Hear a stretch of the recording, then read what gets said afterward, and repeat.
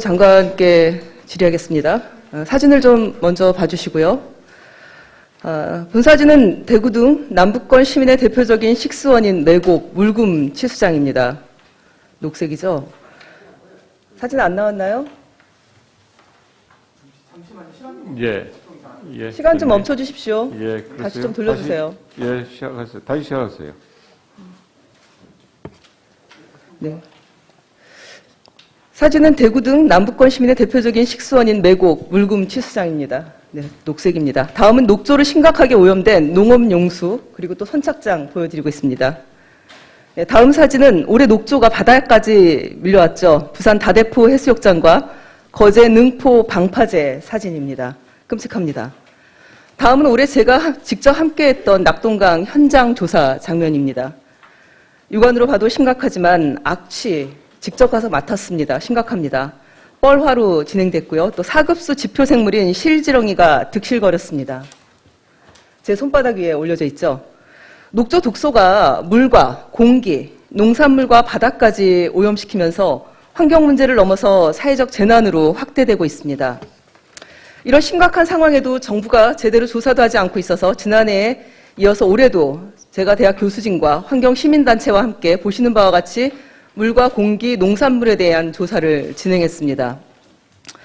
조사 결과는 WHO가 발암물질로 지정한 녹조 독소, 마이크로시스틴, 이제 국민들께서 다 알고 계십니다. 이 독성 물질이 국민 건강을 심각하게 위협하고 있고 또 높은 수치로 검출이 됐습니다. 이 정도 상황이면 선진국의 경우는 물 이용이 금지될 수도 있다고 합니다. 특단의 대책이 필요한 상황이라고 생각합니다. 장관, 녹조 문제 어떻게 해결하시겠습니까?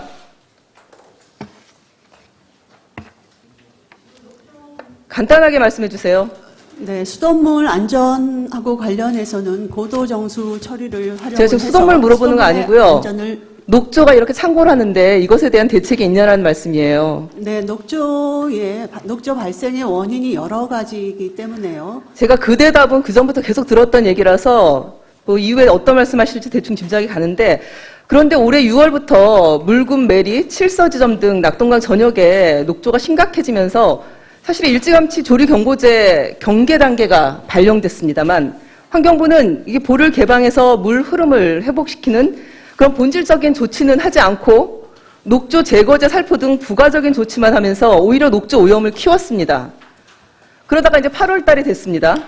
이제 강수량이 늘죠.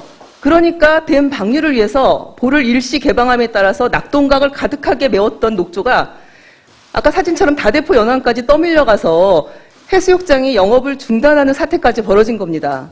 이거 명백히 환경부가 만들어낸 인재라고 생각하는데 어떻게 생각하십니까? 네, 환경부는 책임이 없으십니까? 환경부는 녹조가 발생을 하면 저희가 보호 운영을 탄력적으로 하고 있습니다. 그러니까 댐하고 그래서 두 달 동안 보를 안 열었습니까? 8월 달 돼서 그래서 그때 가서 댐 개방하면서 그때 여신 거예요?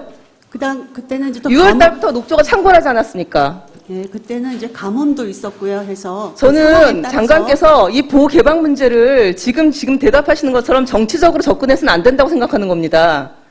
이 녹조 독소가 이미 물과 공기, 농산물과 우리 국민을 위협하고 있습니다. 그런데 윤석열 정부는 국민의 건강과 환경을 지키는 것이 아닌 4대강 사업 보를 지키는데 이게 우선인 것 같습니다. 제가 지난 6월 국민의힘 정진석 의원이 5년 전 사진을 올리면서 보를 개방해놨기 때문에 물이 말랐다 이런 코스프레를 했는데 이 사진 5년 전 사진이죠.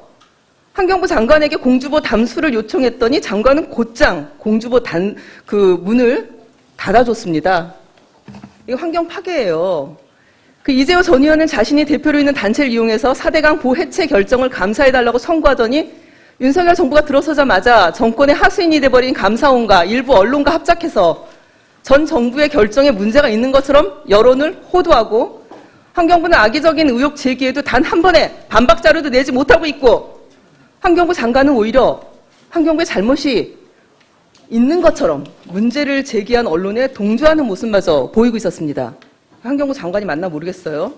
4대강에 몸살을 앓고 있고 국민의 건강이 심각하게 위협받고 있는데 눈앞에 이해관계에 매여서 이렇게 제대로 된 정책을 끌고 갈 수 있을지 정말 저는 걱정스럽습니다. 제가 그동안도 현안 질의 때도 계속 말씀드렸던 부분이에요. 그리고 더 심각한 일도 있습니다. 지난달 9월 1일과 2일에 서울, 대구, 부산의 경찰이 상부에 지시를 하면서 녹조를 연구하는 대학 교수와 환경단체 관계자들에게 일제히 전화를 겁니다. 녹조와 4대강 보호에 대한 생각과 집회 계획을 조사하고 이명박 정부의 민간인 사찰 망령을 되살리게 만들었습니다. 장관께서는 윤석열 정부의 이런 행태, 일련의 상황에 대해서 어떻게 생각하십니까? 그냥 시키는 대로 막으면 되는 겁니까? 지금은 공익감사가 진행 중에 있는 걸로 알고 있습니다. 이 상황에 대해서 상부의 지시라고 하는데 그 실체가 누군지 철저하게 조사해서 반드시 책임을 물어야 된다고 생각하는데 공익감사 지켜보고 계시겠다는 겁니까?